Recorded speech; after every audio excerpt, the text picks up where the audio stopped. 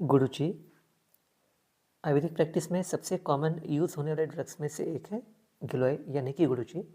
Family है मेनिस्पर्मेसी और Latin name है डिनोस्पोरा कॉर्डिफोलिया। तो इसका ही बेल होती है और देख सकते हैं ये पत्ता कुछ कुछ ऐसे पान के पत्ते के जैसा दिखता है और ये इसका स्टेम है। स्टेम अगर आप पास से देखते हैं तो इस पे गांठें जैसी दिखती हैं जिससे गुडुचि को पहचाना जा सकता है। और कंफर्मेशन के लिए हम गुडुचि को ऐसे कट करेंगे तो कट करने पर ये इस प्रकार से जैसे पहिए के स्पोक्स होते हैं तो उस प्रकार का स्ट्रक्चर हमें देखने को मिलता है।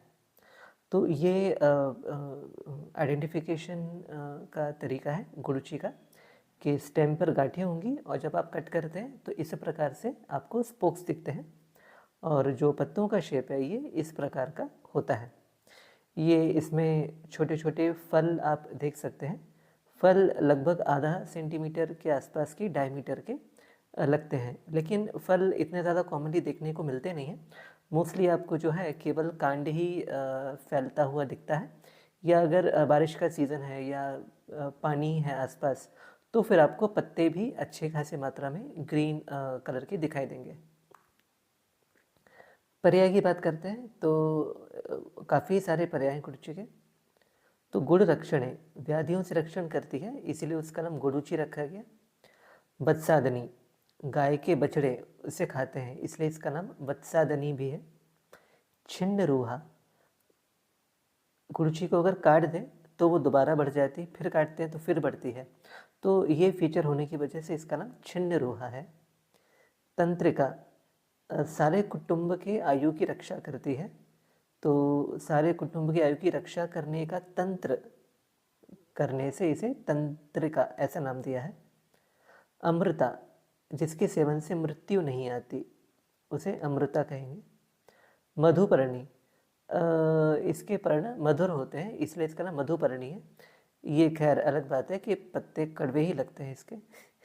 ओके, तो उत्पत्ति स्थान सर्वत्र ऑलमोस्ट पूरे इंडिया में आपको गिलोय मिल जाती है और इसका कांड यूज़ करते हैं, स्टेम यूज़ किया जाता है, पर कहीं कहीं पर पत्ते का यूज़ भी दिया गया है। कलेक्ट कब करना है तो बारिश से पहले, जो गर्मी और बारिश का जो जंक्शन होता है उस सीज़न पे जनरली हम लोग गुडुचि का कलेक्शन करते हैं। ऊपर आप देख सकते हैं लोकल लैंग्वेजेस में भी नाम दिए गए हैं। तो हिंदी में मोस्टली गिलोय इसी नाम से जाना जाता है। स्पेशली कोविड के बाद से मुझे लगता है आप सभी लोग जानने लगे हैं कि गिलोय क्या है। चरक संहिता के अग्र संग्रह में अमृता का वर्णन मिलता है कि अमृता जो है वो संग्राही, बाथर, दीपनीय, कफ, रक्त और विबंध इनको शमन करती है। तो एक एक करके चलते हैं। तो वायु और कफ इन दोनों को शमन करेगी, रक्त का प्रसादन करेगी मतलब रक्त को क्लीन करेगी, अग्नि को बढ़ाएगी। दीपन करना मतलब अग्नि को बढ़ाना। अग्नि का अर्थ क्या है कि बॉडी में जो भी डाइजेशन है, जो भी मेटाबॉलिज्म है उसको बढ़ाना, तो ये काम गुडुचि करेगा। संग्राही, संग्राही का अर्थ होता है कि डाइजेशन को बढ़ाना, मतलब दीपन, पाचन और द्रव का शोषण। तो एक तो जो पेट में जो भी अनडाइजेस्टेड मैटर है उसको डाइजेस्ट भी करेगा, साथ में दीपन भी करेगा मतलब जो डाइजेशन की कैपेसिटी उस कैपेसिटी को भी बढ़ाएगा, और तीसरा जो भी डाइजेस्ट हुआ है मैटर उसको अच्छे से वो अब्सॉर्ब करेगा बॉडी के अंदर। तो ये तीनों काम जिसमें होते हैं उसके उसे संग्राही इस शब्द से संबोधित किया जाता है। तो जो गुडुचि है वो संग्राही है, मतलब अग्नि को बढ़ाएगा, डाइजेस्ट भी करेगा और अब्जॉर्प्शन भी करेगा, वायु को भी शांत करेगा, कफ को भी शांत करेगा, रक्त की जो दुष्टि उसको भी दूर करेगा, और विबंध जो भी ऑब्स्ट्रक्शन है स्रोतसों में उस ऑब्स्ट्रक्शन को भी ये खत्म करता है। सुश्रुत में दिया है कि गुडुचि तिक्तरस है और पित्त कफ को दूर करती है। सो ओवरऑल गुडुचि जो है वात को भी दूर करेगी, कफ को भी दूर करती है और पित्त को भी दूर करती है। देन ये श्लोक है, पर हम इसका जो क्या कहेंगे समरी है उसको देखते हैं डायरेक्टली। तो जो रस है गुड़ुची का मुख्य रूप से तिक्त रस होता है।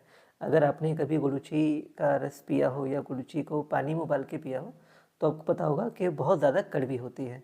तो जो मुख्य रस है गुड़ुची का वो है तिक्त रस यानी कि कड़वा, साथ में कटु यानी कि तीखापन भी है, और कषाय कसैला होता है। गुड़ुची उष्ण वीर्य है और इस उष्ण वीर्य के कारण ही ये पाचन करती है, जो भी आम है या जो भी दोष है उसको पाचन कर देगी, और साथ में दीपन भी करती है, मतलब अग्नि को बढ़ाती है। और जो विपाक है इसका वो विपाक मधुर है। मधुर विपाकी होने से ये धातुओं का बलवर्धन करती है। बाकी गुणों की बात करते हैं तो कुछ निघंटु में गुरु बताया है, तो कहीं कहीं पर लघु भी बताया है, लेकिन बेसिकली ज़्यादा गुरु नहीं होता है, गुरुची लघु ही होता है प्रैक्टिकली। स्निग्ध होती है और पिच्छिल चिपचिपी होती है। आप उसको तोड़ते भी हैं किसी मतलब शस्त्र से तो आपको वहीं दिख जाता है कि अंदर से ऐसे गिलगिला सा एक चिपचिपा सा पदार्थ निकलता है। तो पिच्छिलता होती है गुरुची में। और वात पित्त कफ तीनों दोषों को ये शांत करता है। कर्म की अगर बात करते हैं तो जैसे कि ऑलरेडी हमने देखा दीपन मतलब अग्नि को बढ़ाता है, संग्राही है, पाचन भी करेगा और अब्जॉर्प्शन भी करेगा। देन रसायन, जो धातु हैं रस रक्त मांस मेद अस्थि मज्जा शुक्र, तो इन रस आदि धातुओं का न्यूट्रिशन पोषण जो है वो अच्छे प्रकार से करता है, उनकी क्वालिटी को इम्प्रूव करेगा। क्वालिटी कैसे इम्प्रूव होगी?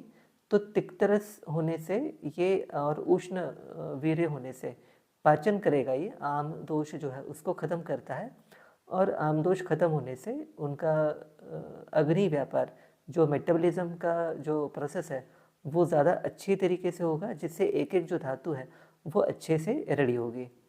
प्लस मधुर विपाकी है, तो मधुर विपाक होने से धातुओं का बलवर्धन भी करता है, उनका जो ओवरऑल स्टेमिना है वो उसको भी बढ़ाता है। तो एक तो आम भी हट गया जो ऑब्स्ट्रक्शन है, एडिशनली उनका बल का भी वर्धन हुआ। पथ्य, पथ्य यानी कि स्रोतसों के लिए जो हितकर है ना। तो तिक्तरस है और उष्ण है, तो इसकी वजह से वो जो आम है जो भी ऑब्स्ट्रक्शन है स्रोतस का उन सबको हटा देता है। और जब ऑब्स्ट्रक्शन हटेगा और धातुओं की वृद्धि होगी तो क्या होगा? आयु रुक जाएगी। वय स्थापन, वय यानी कि एज उसको स्थापित कर देता है, मतलब बढ़ती उम्र मानो थम सी जाए, तो उस टाइप से ये कार्य होता है। और आयुप्रद, आयु को बढ़ाने वाला। देन हृदय के लिए हितकर है। गुरुची का जो मुख्य रूप से कार्य है वो रस धातु, रक्त धातु और अस्थि धातु पे होता है। तो रसव स्रोतस का जो मूल है वो हृदय है, और इस कारण से ही हृदय को बल देता है। ओवरऑल ही शरीर का बल बढ़ता है क्योंकि रसायन है, और उसमें भी चक्षु आँखों की रोशनी को बढ़ाता है और बुद्धि को बढ़ाता है। और अगर मेद धातु की बात करते हैं तो मेद धातु को ये शोषण करता है, उसको ड्राई करता है, कम करता है। कैसे शोषण करेगा? तो एक तो रस है तिक्त कटु कषाय, तो उसकी वजह से मेद का शोषण करता है, साथ में वीर्य भी इसका उष्ण है। धन्वंतरी निघंटु के अनुसार अगर आपको वात के लिए गुड़ुची का प्रयोग करना है वात व्याधि में तो घी के साथ मिला के देंगे। अगर पित्त में यूज़ करना है तो सिता यानी मिश्री के साथ मिला के देंगे या तो शक्कर के साथ। अगर कफ व्याधि में यूज़ करना है गुड़ गिलोय तो शहद के साथ देंगे। अगर विबंध मार्ग अवरोध है या जैसे कॉन्स्टिपेशन है तो उसमें गिलोय गुड़ मिला के देना है। वातरक्त नाम की जो व्याधि है उसमें गुड़ुची एरंडे तेल मिलाकर देंगे। और आम वात में जो गुड़ुची है वो शुंठी मिलाकर दी जाती है। वातरक्त क्या होता है? तो बेसिकली वायु और रक्त इन दोनों की दुष्टि एक साथ होती है। इनफैक्ट वो दोनों एक दूसरे को दुष्ट करते हैं। तो जहाँ जहाँ पर भी ये वायु और रक्त मिलके दुष्टि करते हैं तो वहाँ पर पेन, टिंगलिंग, नमनेस इस प्रकार के सिम्टम्स देखने को मिलते हैं। जैसे आपने कई बार देखा होगा कि पेशेंट को जॉइंट पेन जो है वहाँ पर उसको लौकता है, ऐसा लगता है जैसे फोड़ा दर्द रहा हो, या ऑल्टर्ड सेंसोरियम ऐसे चींटी काटने जैसा लगता है, या फिर झुंझुनी सी आती है। तो ये कुछ कुछ वातरक्त से मिलते जुलते सिम्टम्स होते हैं। इसमें एरंडे तेल मिला के गुड़ुची देना चाहिए। और अगर पेशेंट को आमवात है, आमवात में आम और वायु ये दोनों होते हैं। तो आमवात की अगर व्याधि है तो शुंठी के साथ गुरुची देना चाहिए। उपयोग जब देखेंगे अब तो मुख्य जो गुरुची का उपयोग है वो रसायन करके है। गुरुची का स्वरस, गुरुची का जो स्टेम होता है उसको अच्छे से कुचल के निचोड़ के उससे रस निकाल के उस स्वरस का प्रयोग करना चाहिए। ये रसायन का कार्य करता है। कब देते हैं तो इसको बिल्कुल सुबह सुबह जो है मतलब फ्रेश वगैरह होके नहा धो के तब गुरुची स्वरस को 10 to 30 ml के बीच में देना चाहिए। डिपेंड करता है रोगी या जो भी पर्सन है वो कितना अग्नि कैसी है, कितना वो डाइजेस्ट कर सकता है, और बाकी हाइट वेट वगैरह के हिसाब से अपन ने डोज डिसाइड करना चाहिए। विषम ज्वर, ऐसा ज्वर जो ऊपर नीचे होता है, आया गया आया गया, तो इसमें भी गुरुची का रस देना चाहिए। जीर्ण ज्वर, ऐसा फीवर जो पुराना हो गया ना, 15-20 दिन हो गए और बुखार चल ही रहा है, अब वो थोड़ा जाने को है, तो ऐसे पुराने फीवर में गुरुची को पानी में उबाल के गुरुची का क्वाथ करते हैं। जैसे कोविड के समय सब लोग काढ़ा करते थे, तो गुरुची का क्वाथ यानी कि काढ़ा करना है। बाद में उसको छान के उसमें थोड़ा ठंडा होने पर पिपली और शहद मिला के पिलाना चाहिए। तो इससे पुराना फीवर स्पेसिफिकली जिसमें कफ या मतलब बलगम वगैरह भरा हो ये अपने नाक में गले में, तो ऐसे कंडीशन में ये ज़्यादा अच्छे से काम करता है। या तो फिर गुरुची का हम हिम दे सकते हैं। हिम क्या होता है तो हिम कल्पना के लिए पानी में जो हमारा औषधि है, जैसे यहाँ पर गुरुची है तो पानी में औषधि को डाल देंगे, अच्छे से मसल के उसको रात भर के लिए छोड़ दिया जाता है और सुबह उसको छान के पी लेते हैं, तो इसे कहते हैं हिम कल्पना। तो शारंगधर के अनुसार जीर्ण ज्वर में गुरुची का हिम देना चाहिए। और भाव प्रकाश के अनुसार अगर पुराना फीवर है साथ में कफ है तो क्वाथ करके उसमें पिपली शहद मिला के देना चाहिए। सुश्रुत के अनुसार अगर वातज ज्वर है तो उसमें शीत कषाय का प्रयोग, शीत कषाय यानी कि यही हिम का प्रयोग करना चाहिए। चक्रदत्त के अनुसार अगर फीवर आया है किसी को तो उसे खाने में मतलब भोजन में गुरुची के पत्तों का शाक बना के देना चाहिए। मतलब जो हम सब्जी वगैरह बनाते हैं तो वहाँ गुरुची के पत्ते का प्रयोग होना है। कामला यानी कि त्वचा का मूत्र का मल त्वचा और मूत्र का जो वर्ण है, कलर है, वो येलोइश हो जाता है जैसे जनरली जॉन्डिस में होता है। तो कामला में क्या करना है, गुरुची का रस उसमें थोड़ा शहद मिलाना है और ये सुबह सुबह पीना है, ठीक है, चरक के अनुसार। और भाव प्रकाश कहते हैं कि गुरुची के पत्ते को पेस्ट करके उसे तकर के साथ पेशेंट को पिलाना चाहिए। ओके, तो चरक और शारंगधर ये दोनों ने अनुसार गुरुची स्वरस पीना है। उसमें भी चरक बोलते हैं कि गुरुची स्वरस में हनी मिलाना है, और भाव प्रकाश कहते हैं कि गुरुची के पत्ते में तक्र मिला के उसको लेना चाहिए।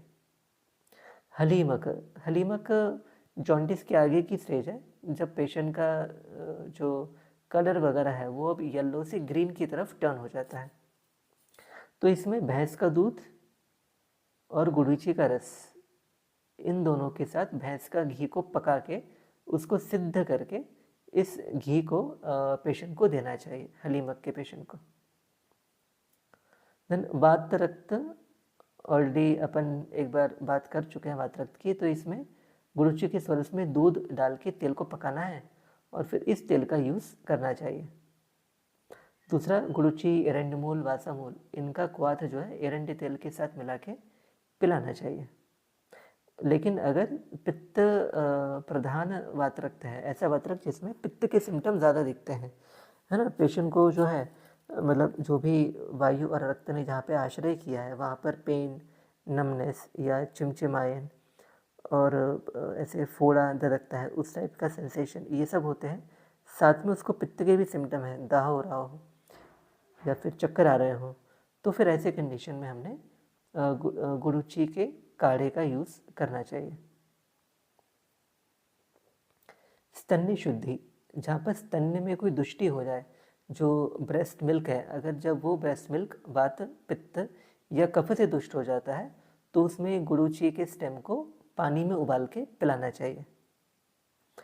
पाइल्स में भी इसका यूज़ होता है कि गुड़ूची का पाउडर या तो जूस जो है वो मट्ठे में पिला के देना चाहिए अर्श के पेशेंट को। देन प्रमेह, प्रमेह यानी कि ऐसी व्याधि जिसमें मूत्र की मात्रा बढ़ जाती है या तो मूत्र की विस्कोसिटी बढ़ जाती है, यूरिन जो है गाढ़ा चिपचिपा गंदा सा होता है, तो ऐसे पेशेंट में गुड़ूची स्वरस में हनी मिला के देना चाहिए। सुश्रुत का भी यही कहना है और शारंगधर का भी। फिर कुष्ठ, कुष्ठ रोगी में ऐसा एक रेफरेंस है सोडल का कि पेशेंट को गुड़ूची का स्वरस पिलाना है पेट भर के, मतलब जितना भी पी सकता है, और जब वो डाइजेस्ट हो जाता है तो उसको मूंग की दाल, चावल और घी ये खिलाने से कुष्ठ रोग नष्ट होता है और कांति मतलब स्किन की जो क्वालिटी है वो इम्प्रूव होती है, स्किन चमकने लगती है। तो प्रैक्टिकली भी बहुत ही कॉमन है ये कि कोई भी स्किन डिजीज़ होता है, लगभग कोई भी स्किन डिजीज़ जो है उसमें मतलब ये लोकल काफ़ी लोग इसको यूज़ करते हैं, क्योंकि अगर हल्का फल्का कोई है बीमारी तो ऐसे में स्पेशली जो रूरल एरियाज होते हैं वहाँ पे लोग डॉक्टर के पास जाना प्रेफर नहीं करते हैं, अपने घर में ही कोई ट्रीटमेंट वगैरह कर लेते हैं। तो उसमें बहुत कॉमन है कि ये गुड़ूची का रस पीते हैं तो उससे स्किन डिजीज़ ठीक हो जाता है। प्रदर मतलब मेंसेस जब ज़्यादा होते हैं, मेंस्ट्रुएशन में जो ब्लीडिंग हो रही है वो जब ज़्यादा होती है और ये वायु दोष की वजह से जब हो रहा हो तो उसमें गुड़ूची का स्वरस पिलाना चाहिए। प्लीहोदर, स्प्लीनोमेगैली, स्प्लीन का जब साइज बढ़ जाता है तो ऐसे केस में गुड़ूची का जो रूट है उस रूट को पत्थर पे पानी पे घिस के उसको देना चाहिए पेशेंट को। देन श्लीपद, श्लीपद मतलब आपने शायद सुना होगा, हाथी पाँव करके एक बीमारी होती है, तो जो पैर है वो पत्थर के जैसा कड़क हो जाता है या पहाड़ जैसा बन जाता है। श्ली यानी कि शिला माने एक पत्थर, पद यानी कि पाद यानी कि पैर, तो जहाँ पे पैर जो है वो पत्थर या पहाड़ के जैसा कड़क हो जाता है, तो इसमें गुड़ूची स्वरस को तिल के तेल के साथ मिला के पेशेंट को पिलाना चाहिए। देन हृदय में अगर वायु स्थित हो गई हो तो उसमें गुड़ूची का जूस या तो पाउडर और काली मिर्च ये सुबह सुबह पेशेंट को पिला के ऊपर से गर्म पानी पिलाना चाहिए। पित्तजन्य वमी, अगर वॉमिटिंग हो रही है पेशेंट को पित्त के कारण तो इसमें भी गुड़ूची का स्वरस जो है वो दिया जाता है। देन बलाधान, बल वृद्धि के लिए स्पेसिफिकली क्या कर सकते हैं, तो गुड़ूची 10 पार्ट्स, गुड़ 10 पार्ट्स, हनी 16 पार्ट्स, घी 16 पार्ट्स। तो गुड़ और घी की चाशनी बनानी है, उसमें शहद और पाउडर डाल के छोटे छोटे गोलियां बना लेनी है। तो ये गोलियां पेशेंट को खिलानी चाहिए। आहार कम रखना चाहिए, मिताहार मतलब भोजन कम खाना, और अग्नि के बल के अनुसार हितकर भोजन करना चाहिए, मतलब जितना खाना अपने इजीली डाइजेस्ट हो सकता है उतना ही, और वही खाना जो इजीली डाइजेस्ट हो रहा है वही खाना पेशेंट ने खाना चाहिए। तो इससे जो है बाल झड़ने बंद हो जाते हैं, पीले बाल जो है सफ़ेद नहीं होते हैं बाल, और किसी प्रकार की कोई व्याधि नहीं होती है। तो ये बल वृद्धि के लिए एक बेसिक, जैसे कि मान लीजिए कोई भी बीमारी होती है उसके बाद पेशेंट वीक हो जाता है तो उसमें पेशेंट को ही लड्डू टाइप का बना के दिया जा सकता है कि गुड़ और घी की चाशनी बना के उसमें शहद और गुड़ची का पाउडर मिला के उसकी गोलियां बना के दे देनी चाहिए। फिर सभी नेत्र की व्याधियाँ, थोड़ा सा टाइपिंग का गड़बड़ हुआ है शायद यहाँ पे, तो कोई भी नेत्र की व्याधि हुई है अगर तो उसमें गुड़ूची और त्रिफला इन दोनों को पानी में उबाल के छान के उसमें पिपली और शहद मिला के पिलाना चाहिए, तो इससे चक्षु की सभी वेदनाओं में आराम मिलता है। नित्य सर्व नेत्र व्यथा, नेत्र व्यथा को, नेत्र में जो व्यथा हो रही हो तो उसमें इसको यूज़ करना चाहिए। इसके बाद जो आँख की व्याधि हैं जैसे पिल्ल, अर्म, तिमिर, मतलब आँख पे जो क्या कहेंगे, जो हमारा स्क्लेरा है उस पर एक मांस की या मसल टिश्यू की लेयर जैसी बननी शुरू हो जाती है। अगर आपने कभी देखा होगा ऐसे पेशेंट को, तो एक लेयर टाइप की पतली सी बननी शुरू हो जाती है। तो उस डिजीज़ में या फिर पेशेंट को धुंधला दिख रहा हो, तो ऐसे कंडीशन में गुड़ुची, शहद और सेंधव इनको अच्छे से घोंट के उसको आँख में डालना चाहिए। तो उससे इन आई डिजीज़ में पेशेंट को रिलीफ मिलता है। तो ओवरऑल कहाँ कहाँ दिया जा सकता है, ये कलेक्शन हमने यहाँ से निकाला है। कैदेव निघंटू, धन्वंतरी निघंटू, भावप्रकाश निघंटू, मदनपाल निघंटू और राज निघंटू। तो इन 5 निघंटुओं का ये कॉमन कलेक्शन है कि ज्वर हमने ऑलरेडी देखा हुआ है कि जीर्ण ज्वर हो या फिर बार बार आने वाला ज्वर हो, इनफैक्ट कोई भी ज्वर हो, वातज, पित्तज, कफज या सन्निपातज या फिर पुराना ज्वर, इन सभी प्रकार के ज्वर में गुड़ुची का स्वरस यूज़ किया जाता है या फिर गुड़ुची का क्वाथ यूज़ किया जाता है। अगर कफ ज़्यादा होगा तो गुड़ुची के क्वाथ में पिपली और शहद भी मिला सकते हैं। ज्वर के साथ तृष्णा, शरीर में दर्द, चक्कर आना, वॉमिटिंग होना, तो ऐसे केसेस में भी गुड़ुची का प्रयोग किया जाता है। देन आम क्या होता है, तो जब हम कुछ भी भोजन करते हैं तो वो भोजन डाइजेस्ट होता है और फिर वो फर्दर दूसरी चीज़ों में कन्वर्ट हो जाता है। लेकिन अगर अग्नि प्रॉपर नहीं है तो वो कन्वर्जन ठीक से नहीं होता है और वहाँ पे टॉक्सिन्स या कुछ कचरा जैसा बनना शुरू हो जाता है ना, ड्यू टू अनडाइजेस्टेड मैटर। तो उसे कहते हैं आम। और यही आम जब वायु से मिलके पूरे बॉडी में घूमता है तो जगह जगह पे अलग अलग प्रकार की बीमारियाँ, जैसे जॉइंट्स में पेन, हैवीनेस, लंग्स में भी वो चिपचिपापन भर जाने की वजह से सांस फूलना, या हृदय में शूल, या पूरे शरीर में दर्द, तो इस प्रकार की सिम्टम्स हमें आमवात में देखने को मिलते हैं। तो आम में और आमवात में भी गुड़ुची का प्रयोग किया जाता है। क्यों करते हैं, तो उष्ण रस है और तिक्त रस है, तो इससे ये आम का पाचन भी करेगा। और मधुर विपाक है, तो मधुर विपाक होने से ये धातुओं को बलवर्धन करेगा। जैसे ही बात हो रही थी कि रस धातु, रक्त धातु और अस्थि धातु पे गुड़ुची ज़्यादा अच्छे से काम करता है और उसमें भी मधुर विपाक है, तो वो उनका न्यूट्रिशन बढ़ाता है। तो अस्थि का न्यूट्रिशन बढ़ेगा तो पेशेंट को पेन जो है अस्थियों में वो कम होता है। देन कृमि, कंडू, कुष्ठ, विसर्प, वातरक्त। कृमि यानी कि कृमि वर्म्स, कंडू यानी कि खुजली, कुष्ठ यानी कि कोई भी स्किन डिजीज, और विसर्प मतलब ऐसे इन्फ्लेमेशन जो एक लाइन में स्प्रेड होता हो।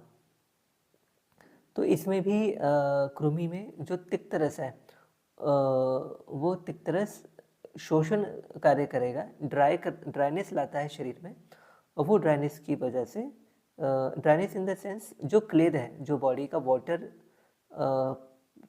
पार्ट है, वो उसको क्लीन करता है। क्लीन हो जाने की वजह से उसमें वर्म्स जो है वो ग्रो नहीं कर पाते हैं। खुजली भी उसी कारण से होती है।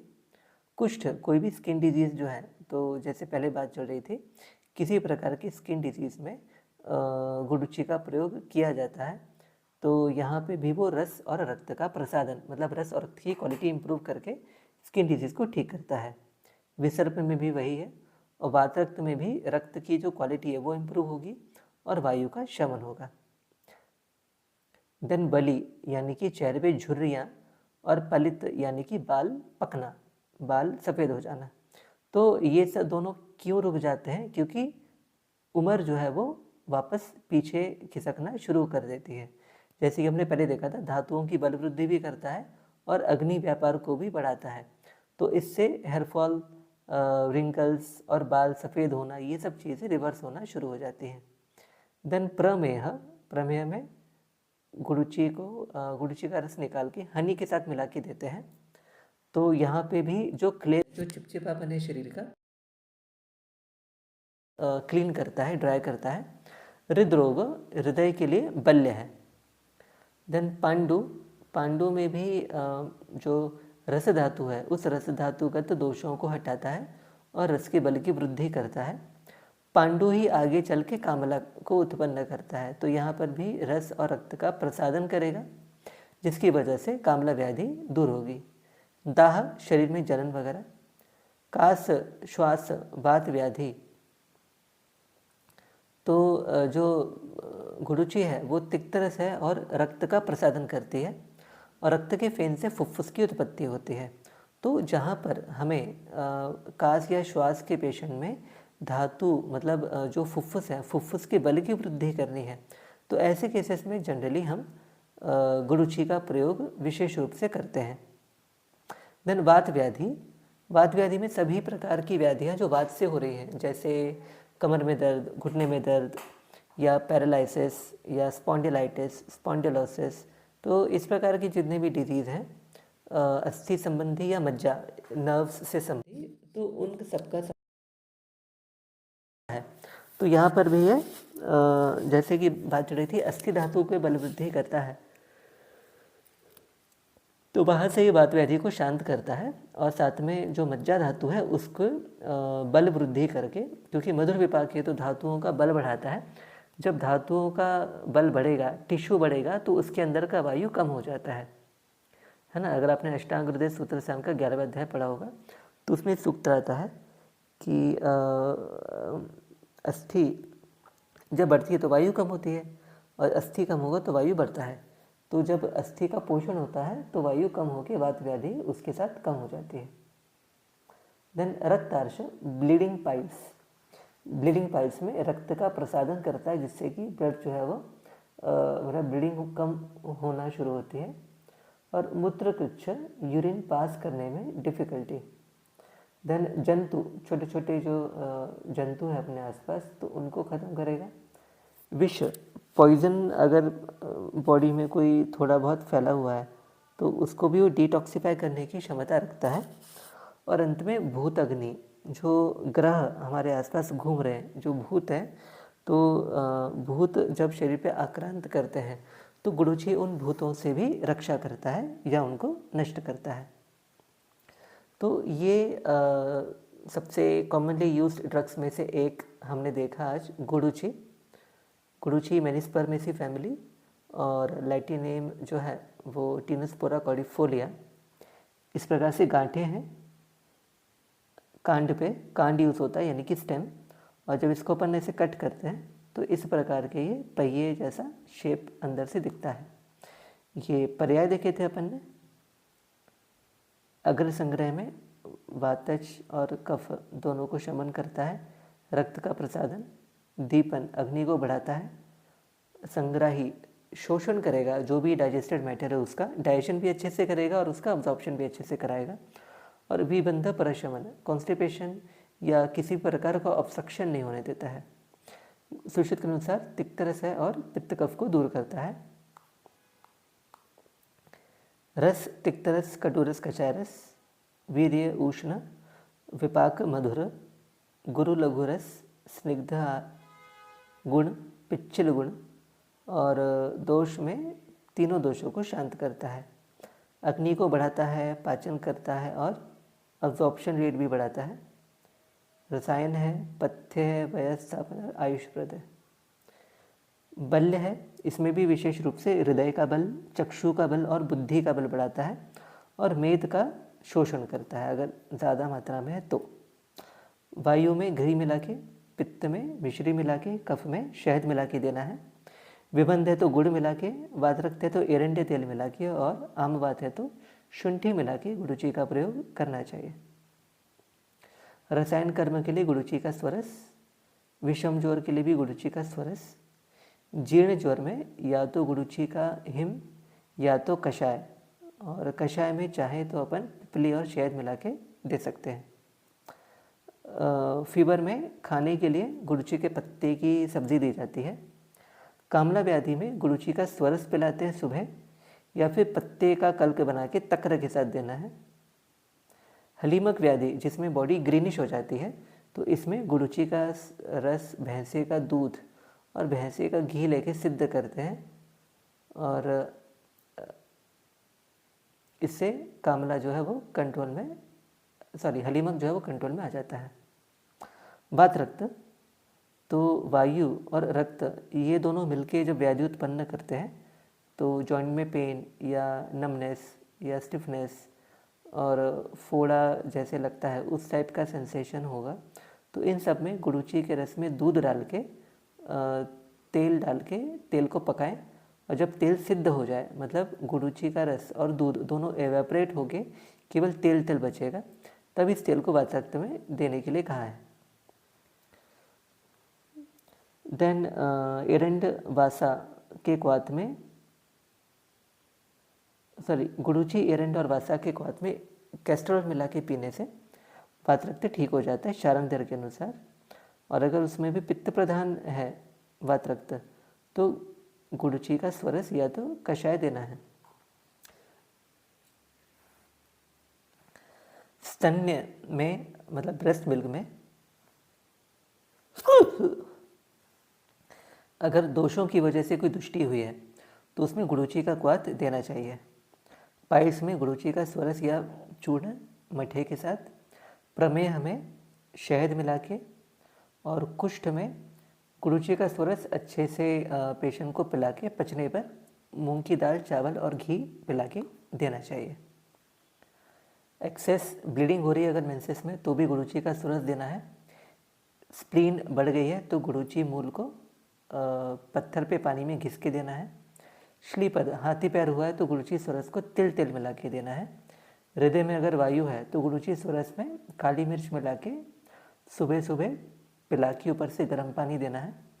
और अगर वॉमिटिंग हो रही तो गुड़ूची का स्वरस पिलाना चाहिए। बल वृद्धि के लिए हमने देखा था ये गुड़ घी की चाशनी बना के शहद और गुड़ूची पाउडर मिला के लड्डू बना के पेशेंट को खिलाना है। सभी नेत्र की व्याधियों में गुड़ूची त्रिफला के क्वाथ में पिपली और हनी मिला के देना है।